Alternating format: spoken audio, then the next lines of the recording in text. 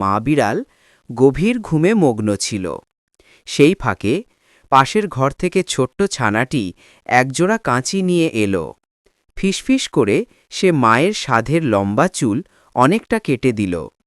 মা বিড়ালটি ঘুম থেকে উঠে যখন আয়নায় নিজেকে দেখল, তার চুলের দশা দেখে সে চিৎকার করে উঠল।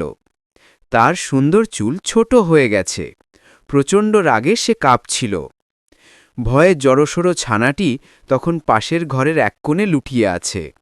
রাগান্বিত মা বিড়ালটি সেখানে ছুটে গেল। সে ছানাটিকে টেনে বের করে জোরে আঘাত করল এবং তারপর তাকে ঘর থেকে বের করে দিল।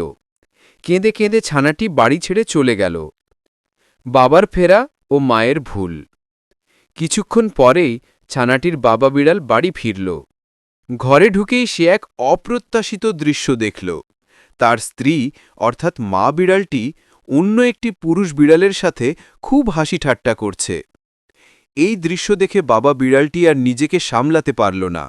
রাগে গর্জে উঠে সে তাদের দুজনকে মারতে শুরু করল এবং তারপর দুজনকে একসঙ্গে বাড়ি থেকে বের করে দিল।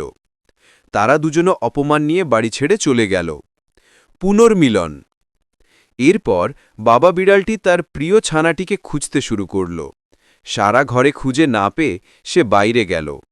রাস্তার ধারে একটি ছোট্ট টেবিলে একাকী বসে থাকা তার ছানাটিকে সে অবশেষে দেখতে পেল। ছানাটির চোট তখনও ভেজা। বাবা বিড়ালটি দ্রুত ছুটে গেল এবং স্নেহভরে ছানাটিকে বুকে জড়িয়ে ধরল। বাবার আদর পেয়ে ছানাটি শান্ত হল। অবশেষে বাবা ও ছানা একসঙ্গে বাড়ির দিকে রওনা হল।